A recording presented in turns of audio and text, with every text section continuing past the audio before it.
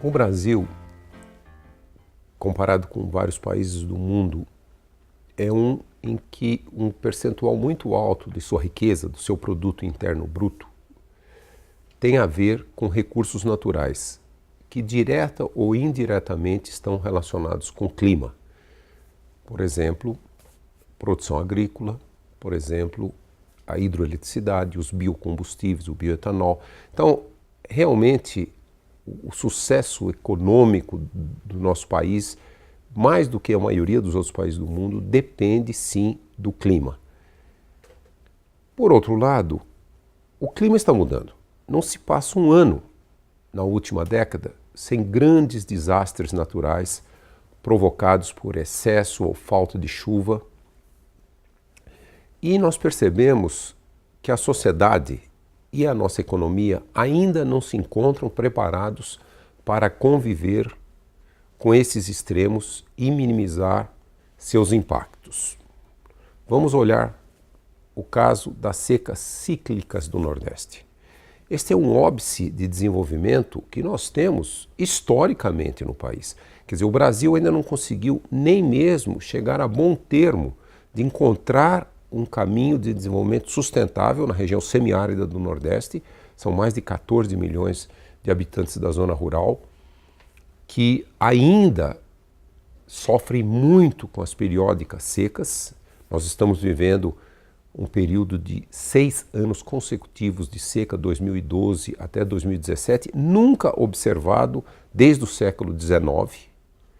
Ainda não sabemos se essa sequência de anos secos já é uma manifestação do aquecimento global ou não, mas o que nós sabemos é que ainda não encontramos um modelo de desenvolvimento para algumas dessas regiões na história do país.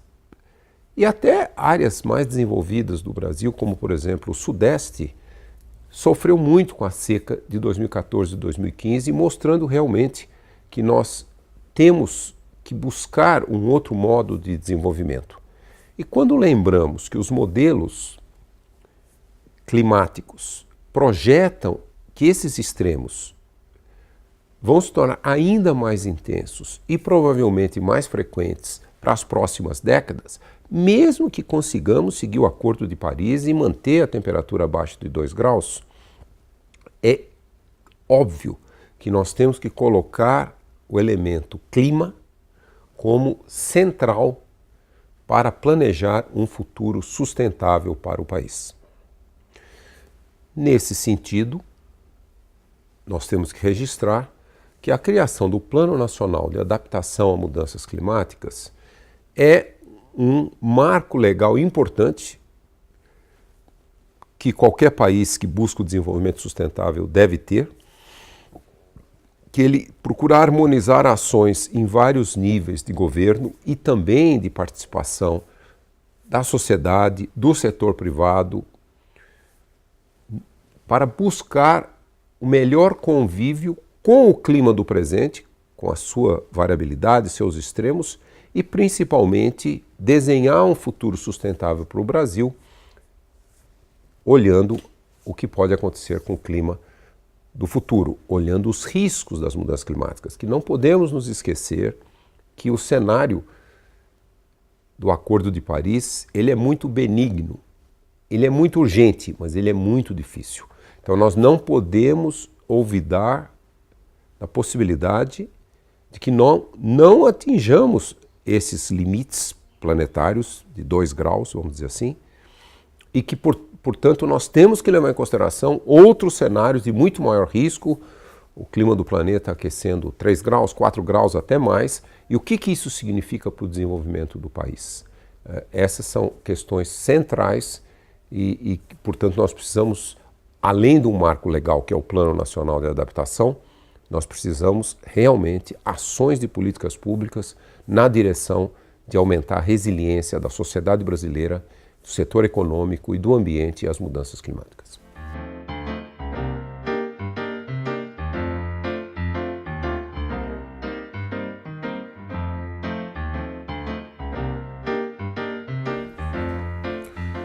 Sem dúvida, O Brasil é um dos países mais ricos do mundo, mais bem dotados do mundo na questão da água, dos seus recursos hídricos.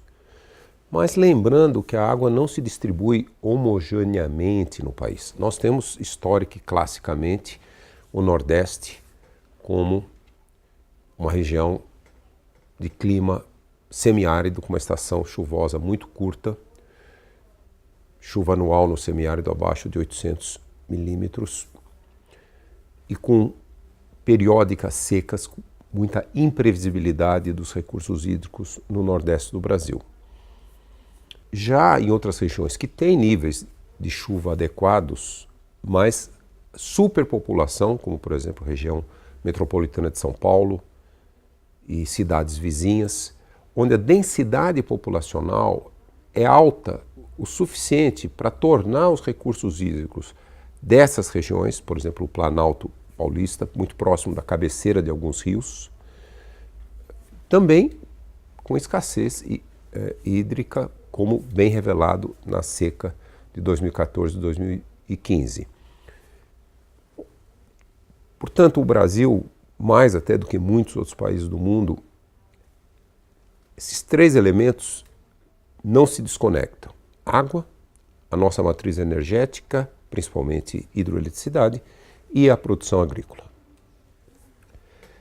E isto é intrínseco e inerente à economia do país, historicamente, e continuará a ser por muito tempo. Ainda que sejamos um país industrializado de modo geral, mas a base econômica ainda é muito dependente dos recursos naturais, diretamente ligado com a água, portanto, diretamente ligado com o clima. E nós somos muito mal preparados, até o momento, e historicamente, no caso do Nordeste, para lidar com os extremos climáticos. As grandes secas, as grandes inundações nesses setores, geração de energia e também produção de alimentos. E abastecimento de água para a população brasileira, principalmente nos grandes centros. E a seca do Sudeste em 2014 e 2015, a mais intensa do registro histórico, nos mostrou as fragilidades e vulnerabilidades de sistemas de abastecimento hídrico e também no planejamento das nossas grandes cidades. Veja bem que cidades como São Paulo e todas as cidades no seu entorno, a Grande São Paulo e até mesmo cidades como Campinas e outras no entorno de Campinas, no Vale do Paraíba, chegaram num ponto muito crítico de abastecimento. Além de racionamentos, se as chuvas não voltassem ao normal em 2016, e felizmente elas voltaram, haveria colapso generalizado em todos esses sistemas. Também na cidade do Rio de Janeiro, porque a vazão do Rio Paraíba do Sul, que abastece os reservatórios principais da cidade do Rio de Janeiro, chegaram a níveis críticos, níveis muito baixos de vazão, e também ameaçou o abastecimento do Rio de Janeiro, de Belo Horizonte e de Vitória. Então, o Sudeste todo foi afetado muito pesadamente por essa seca e mostrou que nós não estávamos preparados para uma seca dessa magnitude. Este episódio realmente demonstrou que temos que planejar o uso integrado, holístico da água de uma maneira mais racional. Por exemplo, nós temos que aumentar muito o quase inexistente reuso da água. Em algumas regiões a água já é crítica, em grandes centros metropolitanos, e pouquíssimo reuso nós temos dessa água. E mesmo usar diretamente a água de chuva, muito pouco utilizada, nós sempre nos víamos como um país superabundante em recursos hídricos, em água, em chuvas, e portanto ninguém pensou em coletar diretamente a água da chuva e usar diretamente. E nós temos que fazê-lo de uma maneira muito mais frequente e mais intensa. E principalmente nós temos que limpar a água. O Brasil, em alguns indicadores, ele tem indicadores de um país quase desenvolvido. Em outros, ele tem indicadores de país de quarto mundo. E em saneamento, nós temos indicadores de país que não pode nem se considerar do terceiro mundo. Nós somos quase país de quarto mundo. Quer dizer, nós avançamos muito, por exemplo, no acesso à água, no acesso à eletricidade, no acesso a telecomunicações. As famílias todas têm televisão, geladeira, mas nós coletamos menos de 55% de todo o esgoto gerado no país e tratamos muito menos. Esse talvez seja o indicador ambiental onde nós estamos em pior condição. Por exemplo, na mega seca de 2014-2015, a cidade de São Paulo quase que entrou em colapso e não se podia usar a água que corria pelos seus rios principais, o rio Tietê e o rio Pinheiros, o rio Tamanduateí, porque é uma água totalmente contaminada por esgoto. Quer dizer, o esgoto é um sinal de país atrasado. Água pura, de qualidade, ainda no Brasil serve para diluir esgotos e não para se aproveitar para abastecimento e para outros fins, como irrigação na agricultura. Veja bem, só o ganho em saúde pública que nós teríamos, se idealmente falando nós tivéssemos 100% de coleta e tratamento de esgoto, ele já se pagaria todo o investimento em coleta e tratamento de esgoto e daria maior qualidade de vida à população, principalmente a população vulnerável que vive mais exposta aos esgotos e aos problemas ambientais e de saúde que o esgoto sempre traz. Portanto, nós temos que ter não só uma visão integrada de recursos hídricos, mas nós temos que acelerar muito a implantação desses grandes atrasos e talvez o saneamento seja um que o Brasil ainda esteja muito atrasado. Vamos olhar também a questão de energia. O Brasil, historicamente, para ficar até independente, isso um sonho de independência e autonomia, já que vem desde o pós-guerra e se acentuou muito durante a ditadura militar. Como o Brasil, à época, não tinha grandes reservas de petróleo, então o Brasil buscou um modelo de desenvolvimento que não dependesse demais da importação de petróleo, que nos tornaria dependentes dos países produtores de petróleo. Então ele foi num modelo que casava a nossa riqueza hidrológica com a produção de eletricidade, o modelo das hidrelétricas. Mas 70%, 75% da nossa eletricidade vem das hidrelétricas, mas o planejamento do uso desse recurso importante não leva em consideração o risco das mudanças climáticas para o futuro da geração hidrelétrica. Como as mudanças climáticas tornam o clima muito mais imprevisível, mais variável, com mais extremos nos dois sentidos,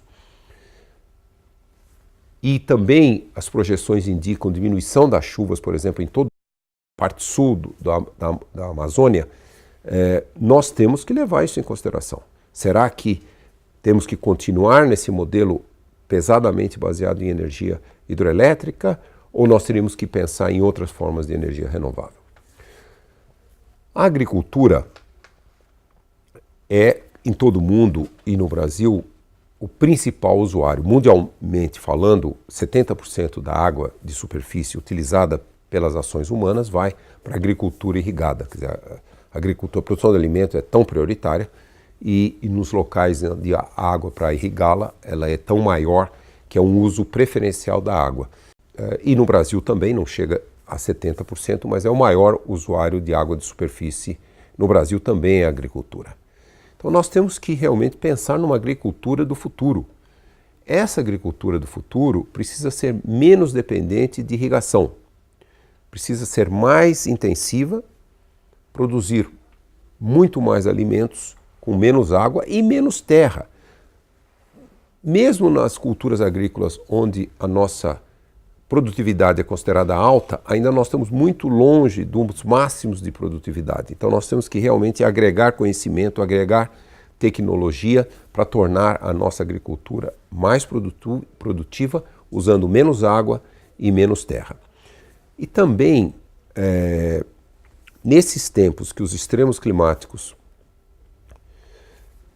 e instabilidades nos sistemas de produção e de abastecimento agrícola, é preciso lembrar que a irrigação também compete com outros usos da água, como, por exemplo, geração de energia e abastecimento humano, que sempre é prioritário. Como aconteceu em 2014 e 2015, o abastecimento humano é prioritário e as ações, a água para a irrigação foi severamente limitada, principalmente no Sudeste e principalmente na bacia de abastecimento do sistema Cantareiro, o principal reservatório de abastecimento de água na cidade de São Paulo. Isso foi muito restringido. Então nós temos que realmente pensar num novo modelo de uso da água no Brasil, o uso múltiplo, o uso para diversos fins, agricultura, energia, abastecimento humano, tornando esse modelo muito mais eficiente.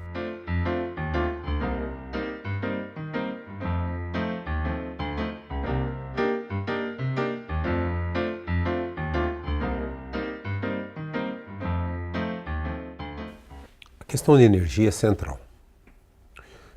Entre países com grandes territórios, como o Brasil, e de grande população, o nosso país é o que tem o maior potencial de energia renovável por quilômetro quadrado do mundo.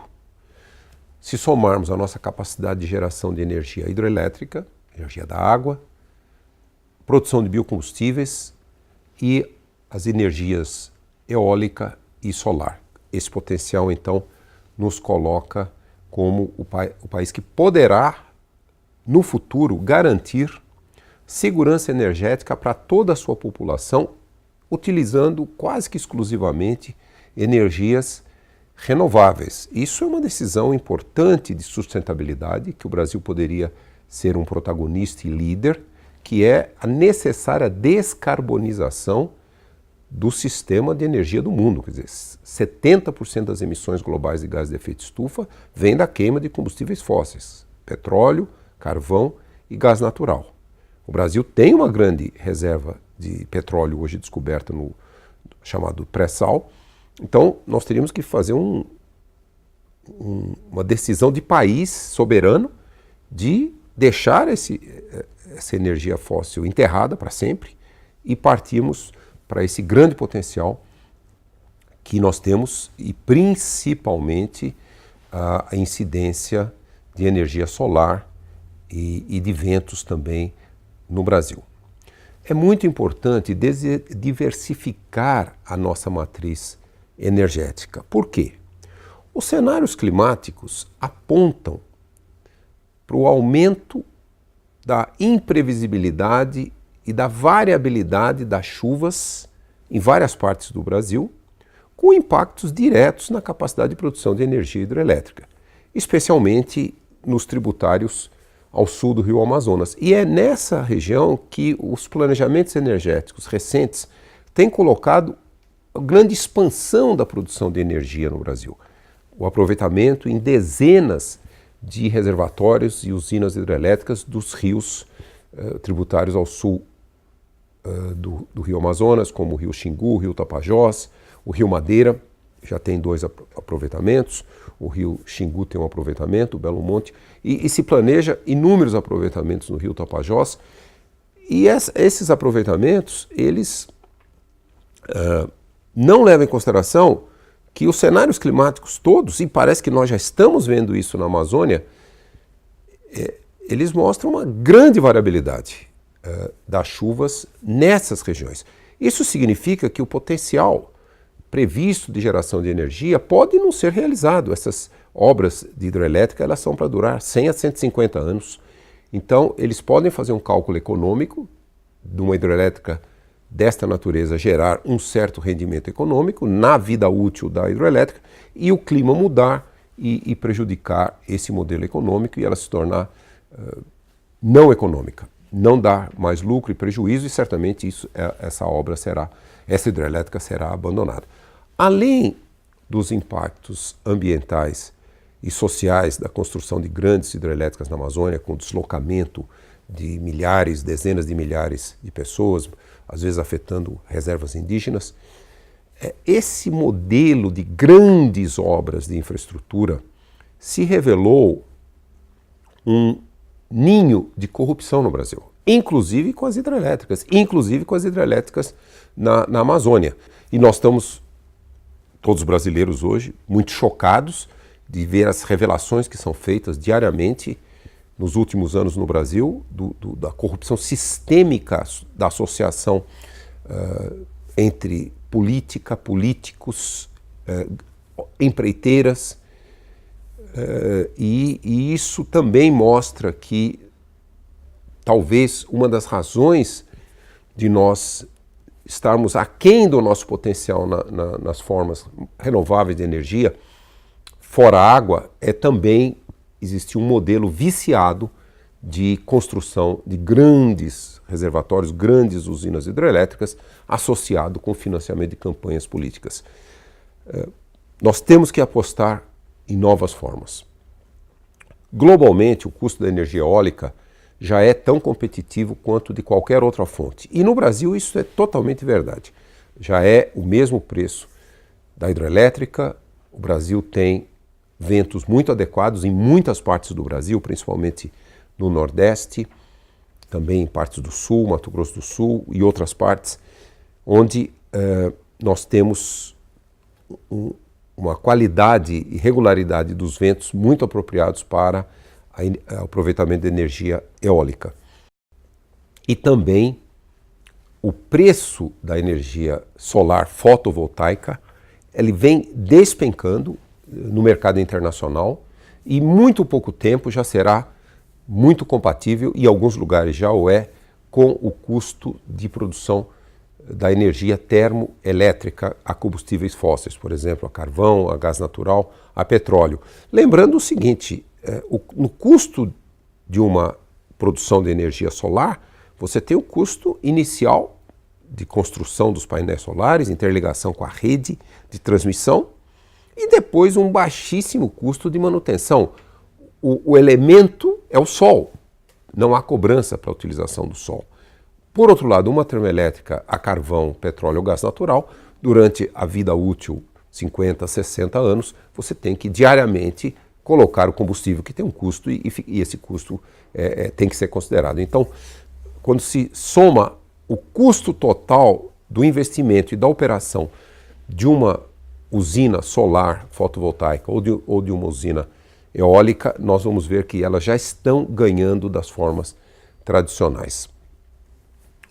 E por que então, se não é mais a economia, por que ainda se investe tanto em termoelétricas a combustíveis fósseis, ainda muito a carvão, que é o combustível mais poluente, lança poluentes que fazem mal à saúde, lança muito gás carbônico, gás de efeito estufa? É que a indústria fóssil é muito poderosa, ela chegou a representar 20% do produto interno econômico mundial, e a produção, a pesquisa é muito subsidiada com dinheiro de todos, subsidiada com dinheiro público, com dinheiro de impostos. Então, esse subsídio historicamente é que fez com que a energia fóssil atingisse uma escala global e disponibilidade global. Para se ter uma ideia, o subsídio para a energia fóssil hoje ainda passa dos 800 bilhões de dólares por ano. Por exemplo, nos Estados Unidos, extrair essa energia do xisto betuminoso, por exemplo, foi tudo, a pesquisa, o desenvolvimento tecnológico foi dinheiro público. E depois sim, que a tecnologia já está totalmente desenvolvida e a preços competitivos, o setor privado se apropria.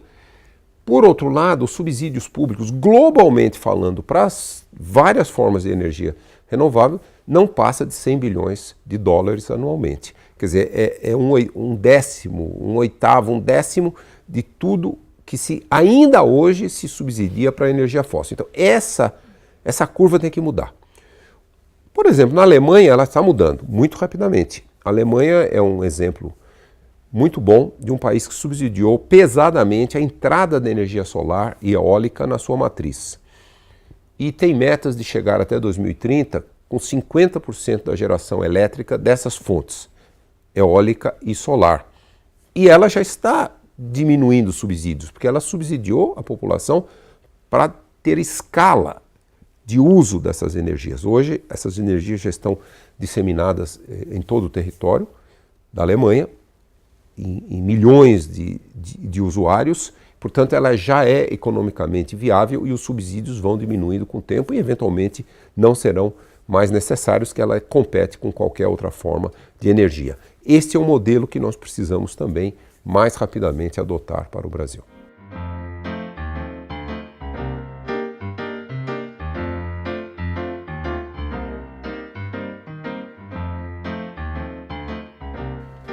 O Brasil já é a segunda maior potência agrícola do mundo, atrás dos Estados Unidos, e nos próximos 10 anos se tornará o principal país exportador de alimentos e fibras e também na produção de bioenergia, superando até mesmo as exportações de alimentos dos Estados Unidos.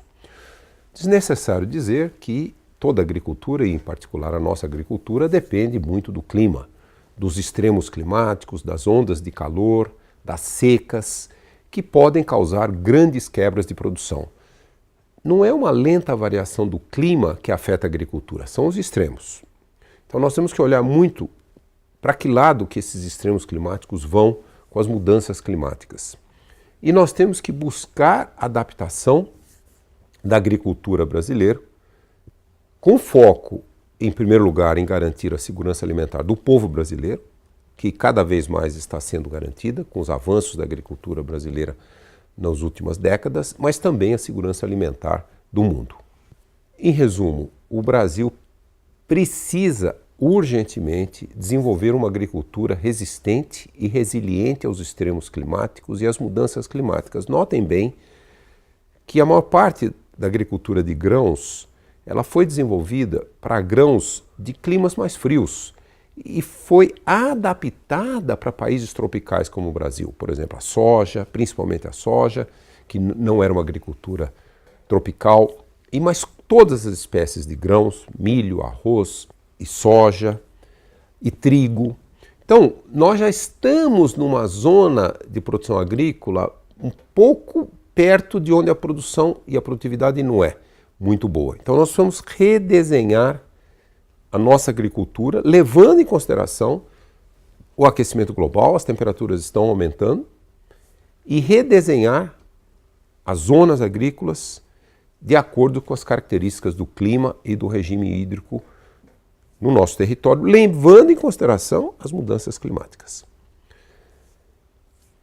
Ainda bem que esses desafios já foram enraizados na agricultura brasileira, no agricultor brasileiro. Talvez porque o agricultor sinta no dia a dia do seu trabalho o clima, a mudança climática, o extremo climático. Deixa eu dar o exemplo do café arábica.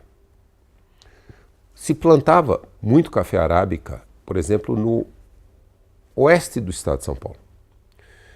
Mas com o aumento da temperatura, a produção começou a cair. Por quê?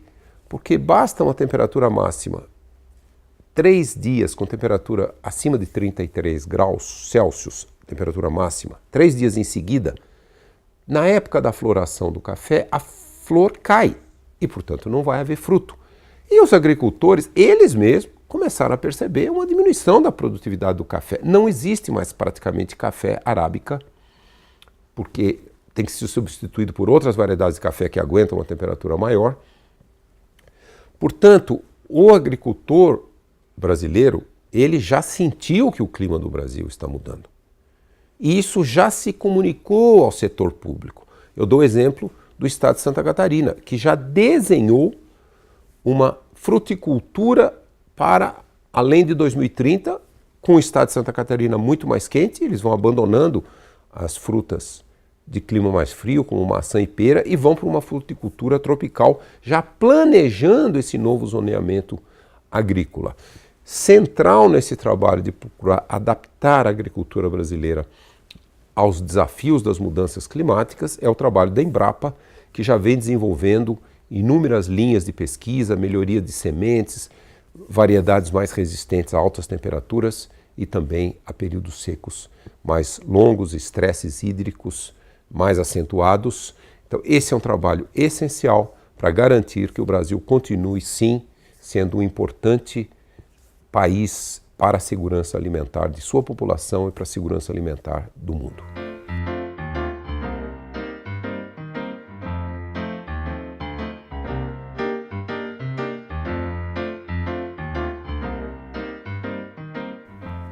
O Brasil tem um enorme desafio.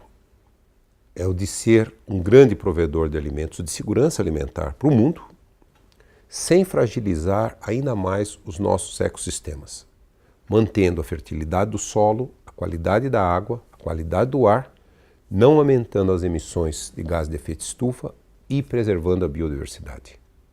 Não é uma tarefa fácil. Historicamente, a agricultura brasileira foi muito agressiva em relação a essa preservação da qualidade ambiental ampla, inclusive a qualidade ambiental que a própria agricultura precisa. O equilíbrio dessas equações, aparentemente conflitantes, se dá principalmente com ciência e tecnologia e também com a vontade política e uma nova sociologia do agricultor. O agricultor tem que desejar também ter sustentabilidade nas suas atividades. Se dá com uma agricultura muito mais produtiva.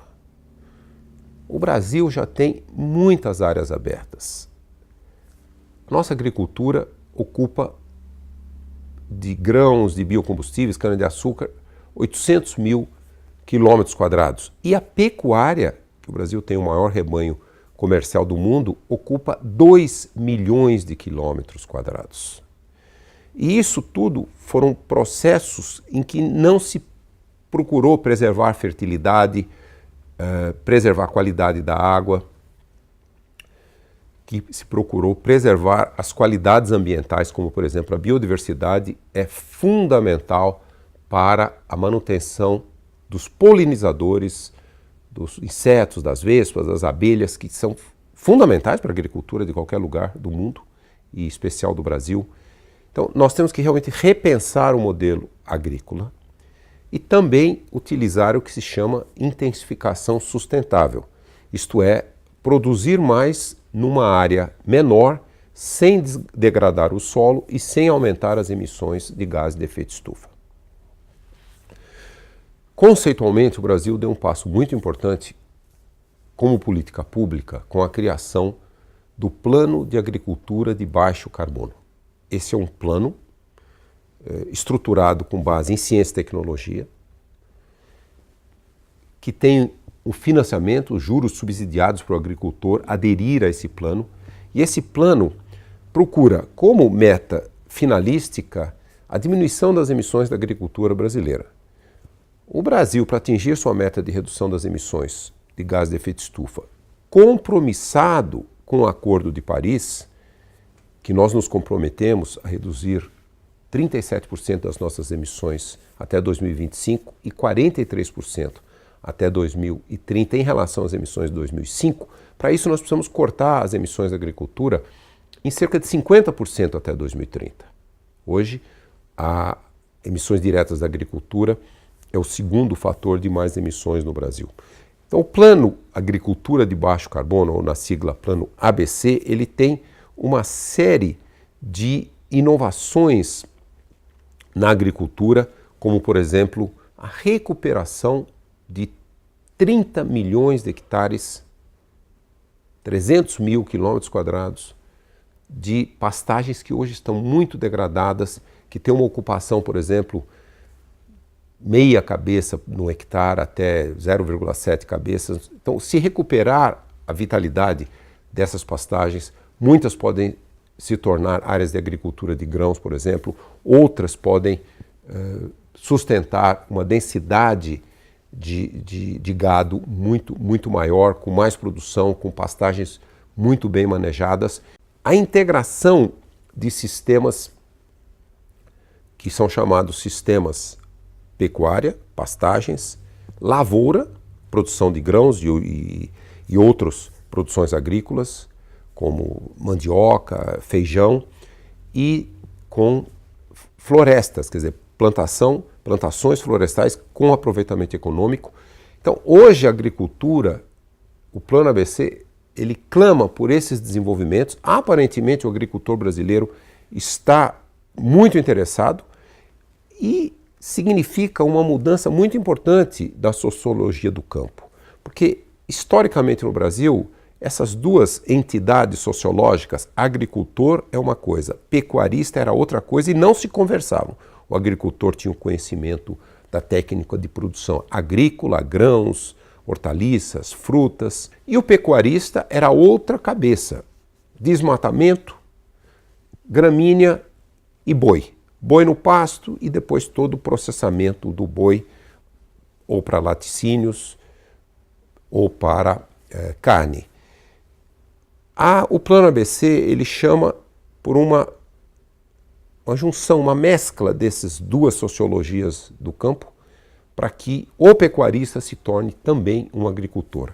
Então esse é um modelo muito inovador e, se ele for implementado com sucesso, nós podemos realmente começar a sonhar com uma agricultura muito mais sustentável, mantendo a segurança alimentar do mundo. Essas duas são faces da mesma moeda do desenvolvimento sustentável.